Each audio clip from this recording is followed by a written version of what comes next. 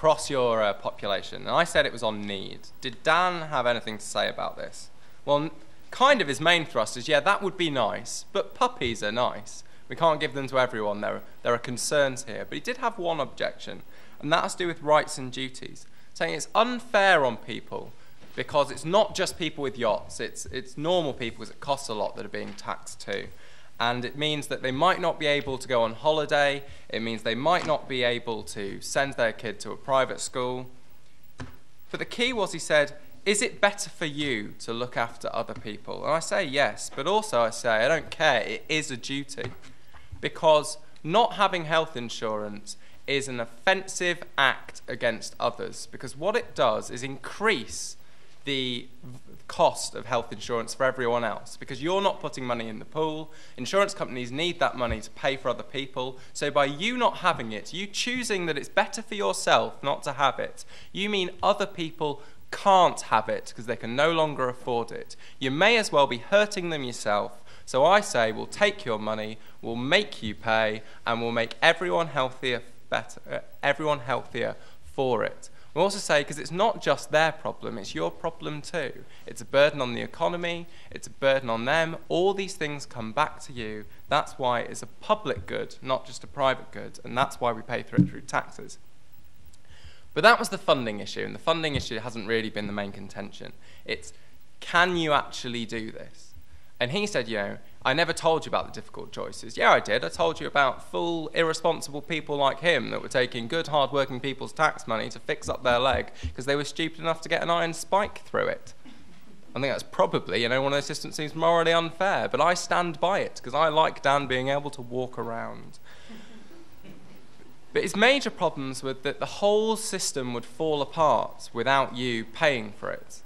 I think, firstly, that's probably untrue because when you change circumstances, people adjust to them. Pharmaceutical companies know there is a lot of money in making drugs and will react to that as a free market does, as free markets that Dan believes in will respond to. There's also harms that we won't have doctors. Don't think he responded, but I don't understand why people won't be doctors. They will still be paid. It is still a good job. It's still a respected job. People in the world don't just work for their bank balance. Maybe some of them like Dan do. But I think there are enough people in America that want to be doctors for a substantial financial reward, but also for the reward they have within themselves for being a doctor, that this will not be a problem. All this debate came down to is what's reasonable, what is fair. I don't think because you have little money, you should be unable to work because you're ill and injured.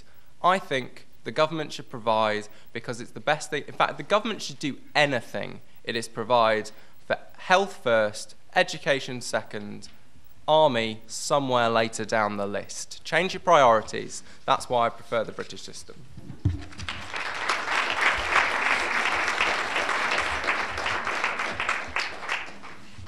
I like to think neither Andrew or I are monsters. It would be nice if everybody could have good healthcare, right? It would be nice if healthcare was a cheap thing that could be allocated on the basis of puppies and nice things and flowers. But it's not. It's complicated, it's expensive. Changing the system of incentives in healthcare changes healthcare in ways that allocating police doesn't. So Andrew says we have a duty to pay for things. Every time I don't fund your healthcare or you don't fund mine, you're hurting me in some way, therefore I should be forced to. But that's true every time I walk past a homeless person and don't give him an apple. That's true every time I interact with somebody who is less well off than me. I'm hurting them by not giving them stuff. That doesn't give the state the right to take away my money and give it to somebody else against my will, because that money could have been spent on my education, could have been spent on my children's education, my children's food, my children's clothing. I should be able to make free choices about how I spend my money, and it's a big harm to me when you don't. Andrew says, fair enough, poor people end up suffering as a result of your system and dying for want of medical treatment. But in my system, if you're an 85-year-old who've worked hard all your life, who could have, had you been keeping your money, been able to afford your own healthcare, a government bureaucrat decides that a 21-year-old stoner who's contributed absolutely nothing to the community gets to live and you get to die, because the bureaucratic machine decides that young people are automatically worth more than old people because they have long to live. You could be the best, hardest working, most community-minded 85-year-old in the world, and in my system, you'd be allowed to die in order to save a 25-year-old's life. There are people who are killed in our system too, and I think it's morally wrong. Then he says, right, people would still want to be doctors, people would still want to get drugs. Absolutely, they would. But right, every dollar that you spend on drugs that you wouldn't spend in a socialized medical system, because governments have other things to spend their money on, disappears in his plan, right?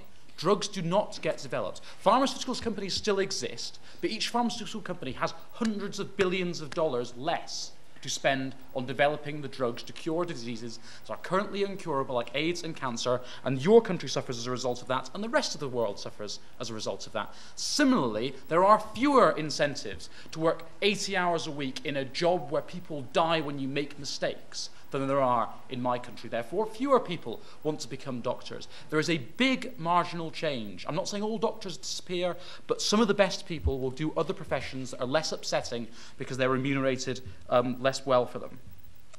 Healthcare is different. It is an unlimited burden on society. We in Britain don't allocate healthcare in a fair way.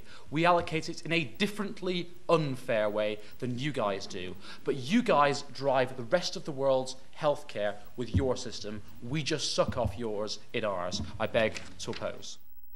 Those of you who would vote in favor of the British system that Andrew has argued for, please stand.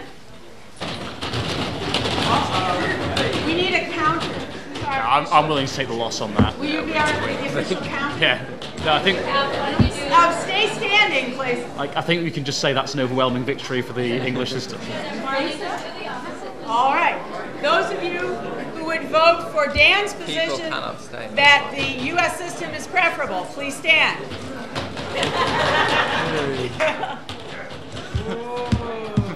You're all wrong.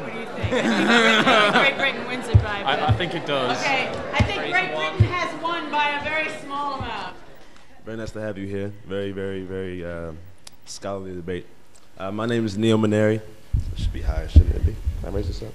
Or you can just tip the mic itself. You don't have to do the whole thing. Okay. There you go. Okay. Well, I had some questions for both of you. You both did a fabulous job at arguing your point. But I guess my first question will go towards Andrew, towards the British debate.